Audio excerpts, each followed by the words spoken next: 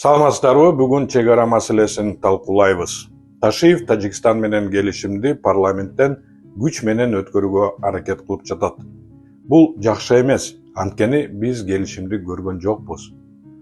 Ал эми Ташиевдин сөздөрүнө карасак, тим эле укмуш сонун деп жатат.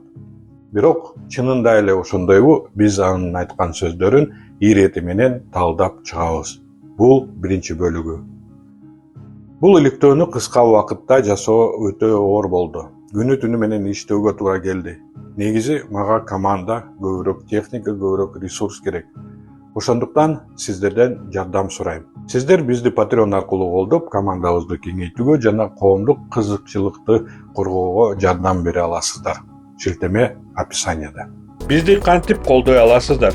Төмөнкү шилтеме аркылуу өтүп, Темиров Live Patreon баракчасын ачыңыз. Өзүңүзгө ылайыктуу катталуу деңгээлин тандаңыз. Сиздин колдооңуз бул чындык үчүн салым, ал эми биздин бонустар бул жөн гана кошумча белек. Картаңыздын маалыматтарын жазыңыз же PayPal'ды тандаңыз. Ушу менен болду. Эми келишимдин анализине өтөлү. Биз үчүн эң маанилүү маселе Варухка баруучу жол. Бирок бул тууралуу иликтөөнүн экинчи бөлүгүндө сөз кылабыз, а бүгүн Лейлек жана Баткен райондардагы жер алмашуу жөнүндө айтып беребиз.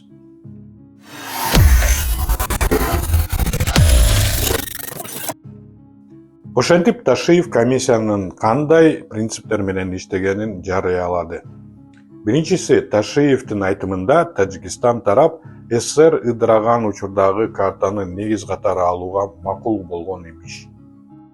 То есть biz в конце концов bir эмеге жыйынтыкка келдик, что биз жанагы 1924-27 жылкы карталар менен эмес, 1991 кабыл алынган азыркы биздин жашап турган чек араларыбыз боюнча тактоолорду баштадык. Бирок бул Ташиевдин эле сөзү. Ал болсо фактыларды бурмалап, кооздоп сүйлөгөндү жакшы көрөт. Чынында бул жерде да ал калп айтты. Кийинчерээк биз советтик карталар таптакыр эске албаганын байкадык. Экинчиси, эң талаштуу маселе гектарга гектар алмашуу принциби. Эки тараптын тең кызыкчылыгын карадык. Бир тараптуу кызыкчылык менен чечилген мамиле чек ара эч качан жакшылык алып келбейт. Себеби экинчи тарапта гана ыраазы болуш керек. Эки тарап тең бири-бирине ыраазы болгон күндө гана тынчтык орнойт, түбөлүк тынчтык келет деген ушундай принциптерди биз кармандык. Ошентип отуруп акыры келишим түзүлдү. Бул жерде чоң маселе жатат. Анткени жерлердин баалуулугу ар башка. Алардын стратегиялык мааниси да бирдей эмес. Келиңиздер анда мунун баарын ирети менен карап чыгалы.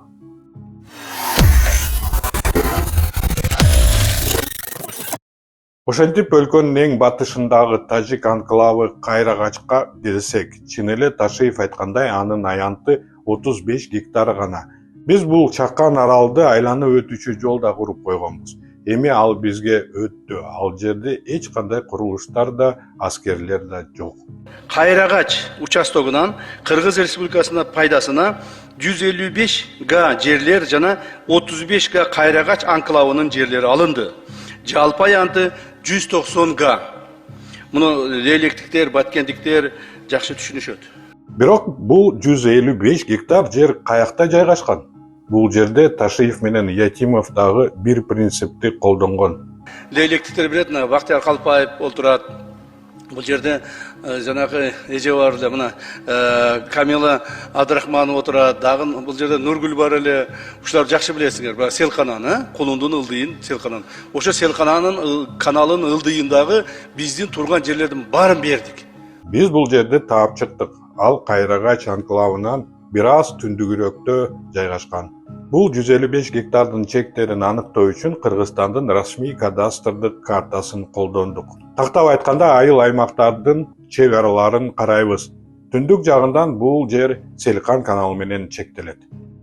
Эми эң негизги маселеге өтөлү. Бул 155 гектарды бизге өткөрүп беришти. Ал эми ордуна биз башка жерлерди бердик. Ташиев ушинтип айтты. Бирок эми 91-жылдагы чыныгы чек араны карап көрөлү. Картага карасак, бул 155 гектар жер башынан эле биздики болгон экен. Андан сырткары каналдын жогору жагындагы 800 гектардан ашык жер дагы бардык карталар боюнча бизге таандык экен. Сары айлана менен белгиленген жер Кыргыз Кыштак айылы, көк сызык Селикан жана азыркы макулдашылган чек ара. Ошондо 800 гектар жерде Кыргыз Кыштак айылы да тажиктерге өтүп кетти десек болот. Баяман 20 жыл мурун сатты деген 10 гектар жерди эсепке алып, эмнеге 800 гектарды эсепке алышкан жок? Анын үстүнө ал 800 гектар жер колхоздун жери болуп, бардык тиешелүү документтери бар болуш керек. Айтайын дегеним, азыр чек араны такташканда 91-жылкы карта менен такташып жатышат. 91-жылкы картада ал жер биздики болуп, эмнеге азыр тигилерге өтүп калды? Демек, сатып салышты. Комментарийлерде социалдык түйүндөр колдонуучулары ушундай деп жазып жатышат. Ошол жерде жашаган тургундар эмнеге бул жерлер Тажикстан тарапка өтүп кетти деп сурашууда. Эмне үчүн расмий карталар башка нерсени көрсөтүп жатат да, а өкмөт башка нерсени айтып жатат. Анан эң негизгиси, эмне үчүн бул боюнча элге түшүндүрмө берилген жок. Бирок Ташиев биз уттук деп айтууда. Биз өзүбүздүн эле жерлер үчүн дагы жер бергенибизди айтып жатат.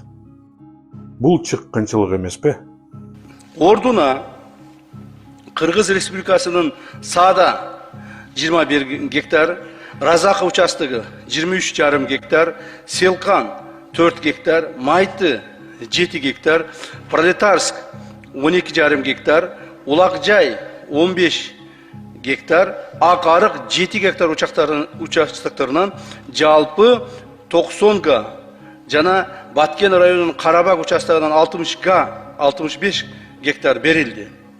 Бардыгы 155 гектар берилди.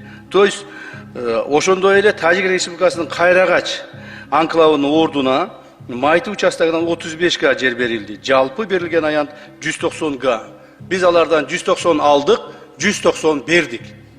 Чындыгында каналдын жогору жагында Ташиев айткан аймактар менен дал келген жерлер бар.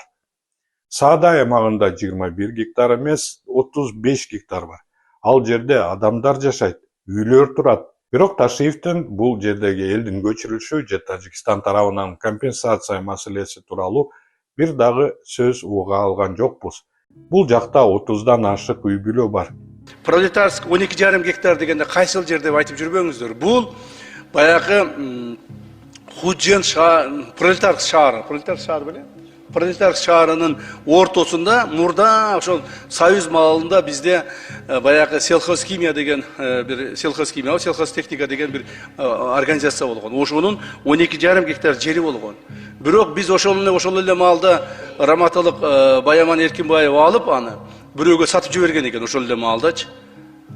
Бирок биз ошону кайра добиваться этип, талашып жүрүп, жок, бул сатып жиберген күндө дагы биздин жерибиз.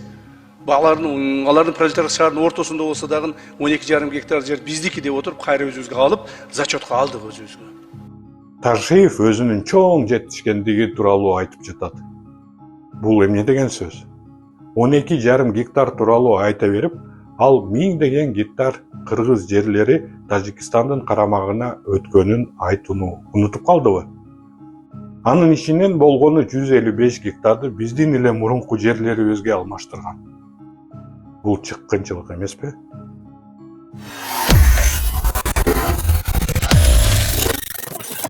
Эми Баткен районуна өтөлү. Ташиев айткандай, Карабак айылында өзүбүздүн эле жерди алыш үчүн дагы 65 гектарды бердик. Бирок бул менен эле бүтүп калбайт. Биз кошумча дагы 200 гектар жерди бердик. Жалпысынан Карабактан 265 гектар сууга түшүмдүү жерди өткөрүп бердик. Бул жер негизи талашта эмес болчу. Бардык расмий карталар боюнча бизге таандык эле болгон жер болчу. Мындан сырткары, ошол эле Карабак, Лаккон участогунан кыргыз тарап пайдаланып келген 200 га жер аянтын Тажик тарапка калтырылып, ордуна Тажик тараптан 200 га, анын ичинен 130 га Карабак, Лаккон участогунан жана 70 га Куруксай участогунан сугат жерлер кыргыз тарапка калтырылып жазылды. Тажикстан кыйла утту, себеби Лаккон айылына түз жол алуу болду. Бул алар үчүн жетишкендик. Бизге эмне берди? Бизге жөн гана Советтер Союз тарагандан кийин кайдан жайдан эле Тажикстанга өтүп кеткен 130 гектар өзүбүздүн жер кайтарылды. Бирок айтканыбыздай эле ал жерлер буга чейин эле Кыргызстандын аймагы болчу. Андан тышкары биз көрсөк болот, Лакондун же Лакан деп баткендиктер атаган айылдын жарымы бизге караштуу болчу. Азыр Тажикстанга өтүп кеттиктер. Эң кызыгы, Ташиев биз берген жерлер жөнүндө сүйлөп жатып, алар сугат жерлер экенин айткан жок. Ал эми Тажикстандан алынган жерлерди сугат деп мактап, баса белгилеп жатат. Биздин бүтүндөй бир айылыбызды пайдасыз деп койду. Бул биринчи бөлүгү болду. Анда эмесе кийинки чыгарылышта келишимдин эң маанилүү жерин талкуулайбыз. Варух анклавын. Чынында эми Лейлек анклав болуп калдыбы? Достук айылды жана стратегиялык жолдор боюнча. Биз тез жана сапаттуу иликтөөлөр чыгарыш үчүн сиздин колдооңузга муктажбыз. Patreon аркылуу колдосоңор болот. Patreon'дон кантип колдоо көрсөтө аласыңар, азыр көрсөңөр болот. Мен болсо сиздер менен коштошом, саламатта болгула. Бийлик биздин оозубузду жапканга аракет кылып жатышат. Камоо, кугунтук, басым кысымдар. Бирок биз ушундай тоскоолдуктарга карабастан ишибизди улантып жатабыз. Бизди Patreon'дон колдоңуз.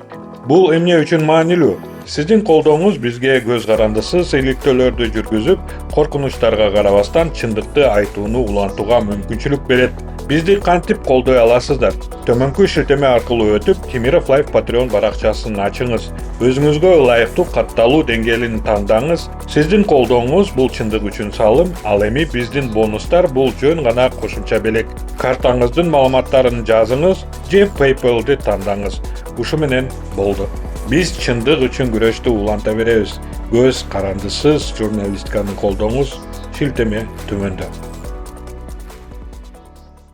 Кызык жашоо башталды, иштетели баштады. Бир муштумдай түйүлөлү бириктирип жаштарды. Эч кайдыгер болбойлу, келечекти хойлойлу. Жагалданбай байларга, мыктыларды колдойлу.